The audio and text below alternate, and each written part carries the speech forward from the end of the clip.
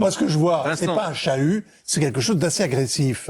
Oui, Le geste qu'il oui. subit. Et l'idée que cet homme, qui m'était jamais venu à l'esprit, est peut-être violenté. On se dit, ce président, il se soumet à tous les caprices de ses voisins, il se soumet à von der Leyen, il se soumet à Trump, il se soumet à tout le monde. Comment ça se fait? Eh bien, il y a quelques heures, on a eu notre réponse. C'est parce qu'il n'arrive même pas à s'imposer dans ses relations interpersonnelles. Notre ami Manu, le pauvre Manu, s'est fait violenter par son mari, par son odieux mari Jean-Michel. Et alors bien sûr, depuis 2 jours, ça fait tout le tour de la toile, ça fait tout le tour des plateaux télé, ça fait tout le tour des médias mainstream, des radios, mais surtout, nous, on va se demander qu'est-ce qui se cache derrière tout ça? Est-ce que c'est une mise en scène? Est-ce que ça a été patenté? Est-ce que c'est une IA qui a été créée par le méchant Kremlin? Quelle est la raison de cette poussée, enfin de cette violence par l'odieuse Brigitte? Le pauvre Manu méritait-il un tel traitement? Mais surtout, au fond du fond, qu'est-ce que ça dit de nous? Qu'est-ce que ça dit de la France? Car derrière les narratifs, la langue de bois et les autres alibis de langage qu'on vous présente à la télé, bien sûr, il y a un nœud. Le nœud du problème, c'est que, eh bien peut-être que tout ça, encore une fois, c'est un grand spectacle qui se fait aux dépens des Français. Donc écoutez, trêve de bavardage, on va encore analyser ce petit storytelling du monde moderne et de l'ami Manu. Comment une fois de plus nous fait-il passer des vessies pour des lanternes et l'enfer pour le paradis? Et on va voir cela ensemble tout de suite.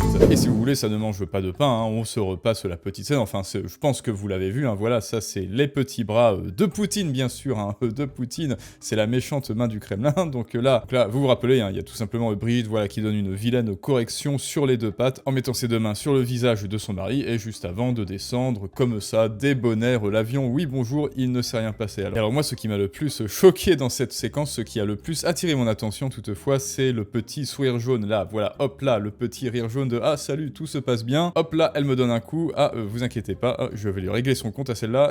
Et voilà, et on n'en entend plus parler après. Mais bon, ça pour l'instant, c'est une matière que vous avez déjà, que tu as déjà très certainement, Nicolas 30 ans, donc accroche-toi pour la suite. Parce qu'après, bien sûr, et pas plus tard qu'hier, il a essayé de nous la mettre à l'envers et nous dire que ce sont des petites chamailleries, qu'il maîtrisait parfaitement la situation, que le Dimi Manu reste toujours le chef du clan, celui qui porte la culotte, et il nous tenait à peu près ce langage, rappelle-toi. On fait dire à une vidéo beaucoup de bêtises. Sur ces 3 vidéos, j'ai ramassé un Kleenex, serré la main à quelqu'un, et juste... moi, je vous dément rien du tout. Je vous dis juste que, voilà, tout ça est un peu dans le monde où on vit. Je pense qu'on n'a pas tellement de temps à perdre. Et je vois beaucoup de maboules passer leur journée à expliquer sur toutes ces vidéos des interprétations. Je vous le dis, moi, ça fait 3 semaines. Si vous faites l'agenda international du président de la République française, de Kiev à Tirana... Bon alors là, on voit qu'il est en sueur. Quand on l'interroge sur ça, vous voyez qu'il bafouille un petit peu l'ami Manu. Tout ça est un peu dans le monde où on vit. Je pense qu'on n'a pas tellement de temps à perdre. Et je vois beaucoup de maboules passer leur journée à expliquer sur toutes ces vidéos... Il cherche ses mots et il utilise un élément de langage, après poudre de perlimpinpin et carabistouille, les maboules. Donc pourquoi pas, et après il essaye encore de nous embobiner. C'était soudain l'expression d'un rapport de force géopolitique qui disait beaucoup de la France. Et là, une vidéo qui ouvre, nous sommes en train de nous chamailler, et plutôt de plaisanter avec mon épouse, et là, je suis surpris par cela, devient une espèce de...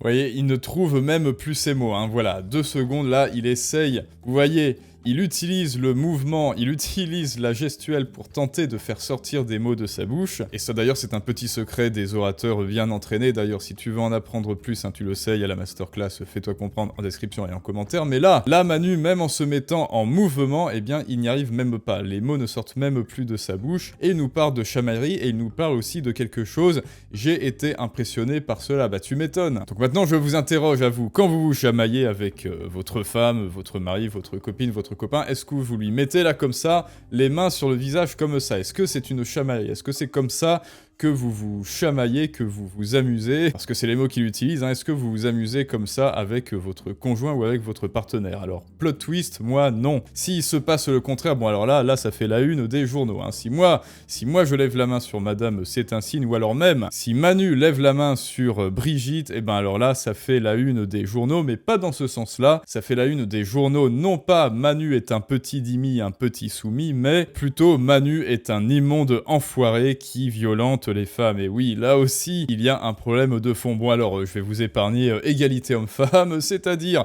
une femme a parfaitement le droit de faire ça. Et vous voyez, Brigitte, en fait, on n'en parle même pas. Voilà, on se dit, elle a eu ses raisons. Parce que déjà que Manu est très bas dans les sondages, donc on n'a aucune empathie envers lui. Et si en plus, il se fait sonner, il se fait soumettre par sa femme, alors là, on jubile. Mais même s'il avait été très haut dans les sondages et que ça avait été un président populaire, eh bien, on n'aurait eu aucune clémence envers lui. On se serait dit, il n'arrive même pas à se faire respecter de sa femme. En revanche, si un jour on prend l'ami Manu à mettre ses deux mains comme ça sur le faciès de Brigitte, on se dit, bon là, c'est horrible, en fait, prison, voilà, prison. Et surtout, eh ben là, c'est la troisième séquence que j'ai trouvée plutôt intéressante. On va écouter nos amis, je ne le connais pas, notre ami Vincent Hervouet avec la fameuse vidéo qui a fait plus d'1 million de vues. Il y a l'idée que le chef d'État puisse être un homme battu. Alors là, écoutez bien, c'est très intéressant car ça rejoint exactement ce que l'on vient de dire. Bon, première chose. Non, attendez. Mais là, je peux vous répondre quand même, vous me faites sourire. C'est la mauvaise raison, je vous l'accorde. La deuxième raison, moi je ne l'admire pas comme vous. La deuxième raison qui est plus profonde. Oui. La deuxième, c'est que il y a l'idée que le chef de l'État puisse être un homme battu, puisse être un homme violenté, puisse être un homme agressé. Il n'a pas été battu deux fois déjà, ni en 2017 ni en 2022. C'est exact. Mais il y a une question. Mais il a arrêté. Mais arrêtez, il y a une question. Personne n'avait imaginé que le président... Je crois qu'on peut se rassurer sur le fait qu'il n'est pas battu. Vincent, non mais... Alors attendez, je vais vous dire. Il n'y a pas beaucoup d'hommes qui peuvent se laisser aller aujourd'hui, d'hommes publics qui peuvent se laisser aujourd'hui aller à se prendre avec leur épouse ou leur conjoint dans un affrontement physique comme on l'aperçoit là. C'est pas un affrontement physique. Ah bon? Ça peut ressembler à une baffe, à une gifle. Une petite... C'est quoi? Bon allez, là ils sont en train de se moquer complètement de lui alors que ce qu'il dit est plus profond qu'on ne le pense. En fait, maintenant dans l'inconscient collectif des Français, notre président c'est un homme battu, c'est un homme surtout qui ne sait pas dire non, c'est un homme qui ne sait pas s'imposer, c'est un homme qui ne sait pas se faire respecter. Et par extension, dans nos têtes, eh bien, on se dit, vu qu'il ne sait même pas s'imposer devant sa femme, que je le rappelle, qui a plus de 70 ans, donc c'est pas comme si physiquement il était en plus impuissant, ça devrait être même en fait une force tranquille, il s'impose, il doit s'imposer aux gens auxquels il fait face, et ça commence par son couple et par ses relations intimes, et on se dit, nous, que comme il ne sait pas déjà s'imposer dans son couple, eh bien, il ne saura pas s'imposer à l'international, il ne saura pas s'opposer et s'imposer face aux autres dirigeants. Et en réalité, comme on a pu le voir, on a la réponse à nos questions quant à son comportement. C'est en fait le contraire.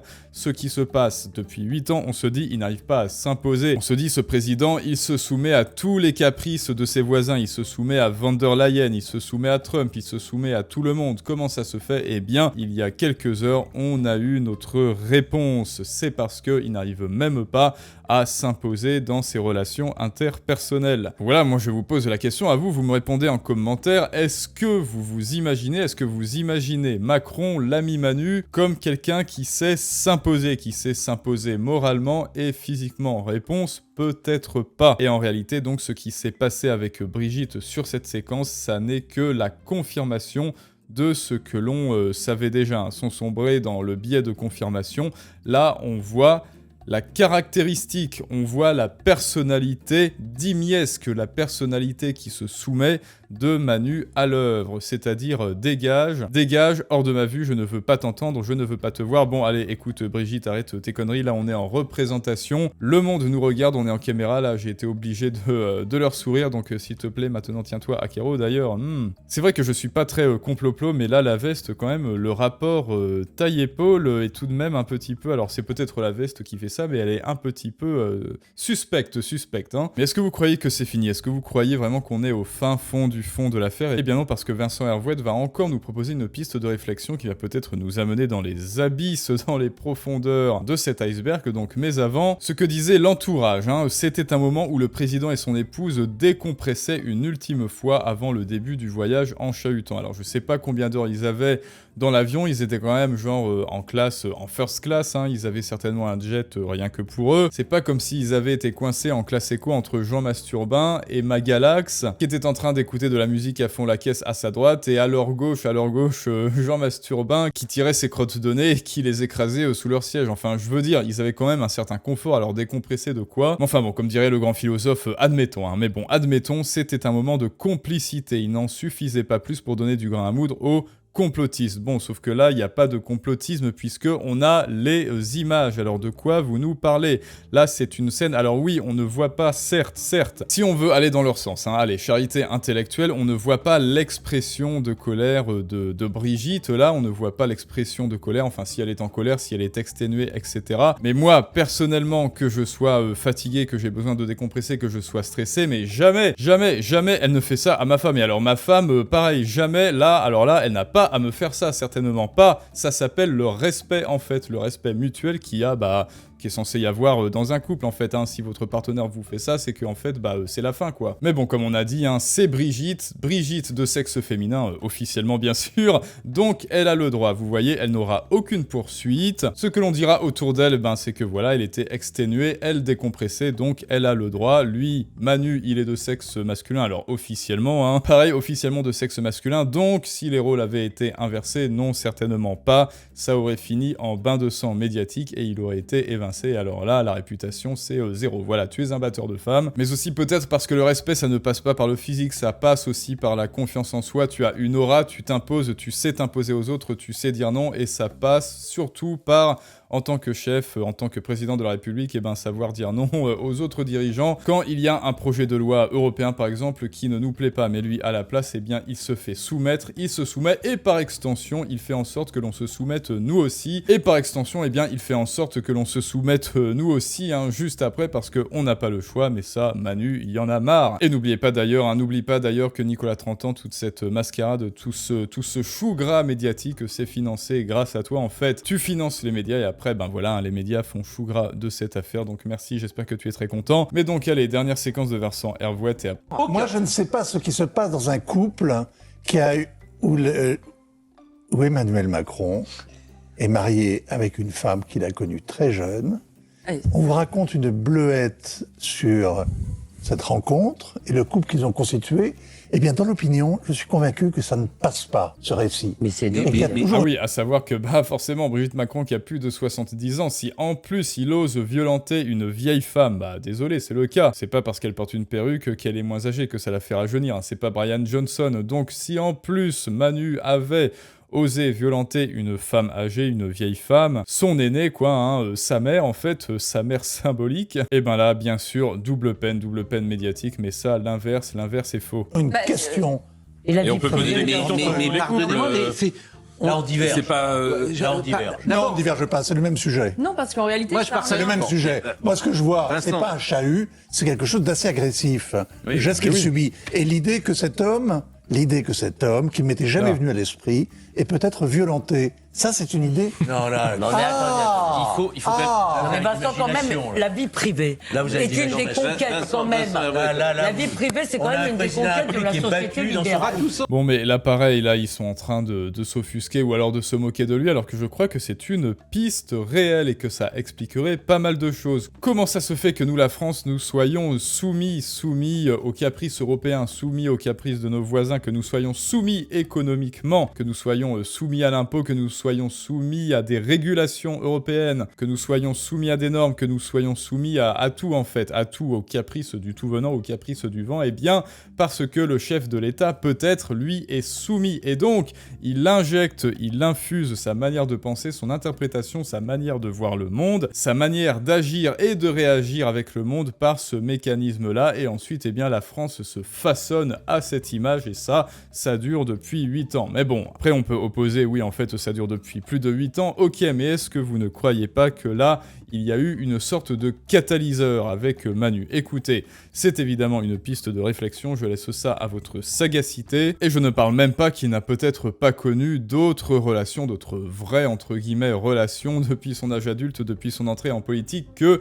une relation avec une femme qui pourrait être sa mère, qui a 20 ans ou 25 ans de plus que lui. Est-ce qu'il a déjà connu des petites jeunettes? Alors peut-être à côté, je n'en sais rien. Bon, après tout, peut-être, mais mon instinct, mon nez fin me dit que peut-être pas. Et si l'on suit cette piste-là, peut-être bien que Manu a un goût. Il a un goût prononcé pour la soumission, pour la passivité, ce qui nous démontre avec sa politique. Il a un goût prononcé pour le fait de ne pas dire non et de se laisser faire et de ne pas s'imposer. Et ça, on le voit à l'échelle nationale. Alors, maintenant, dites-moi ce que vous en pensez. N'hésitez pas à donner vous aussi des pistes de réflexion sur ce qui est peut-être plus sérieux, plus profond que ce qu'on ne le croit, plus profond que ce que l'on serait tenté de voir et d'interpréter comme une vulgaire scène de ménage et de chamaillerie. Et je te rappelle que si toi aussi, comme d'habitude, si tu as un message à faire passer, des idées à transmettre, une expertise à transmettre, mais que tu ne sais pas comment t'y prendre, il y a la masterclass Les clés de la persuasion en description. Les clés de la persuasion, c'est la toute première étape pour apprendre à te faire comprendre, à persuader les autres, à engager, à augmenter ton impact sur le monde. Et à très bientôt comme d'habitude les amis, pour un prochain storytelling du monde moderne, mais ça, c'est une autre histoire.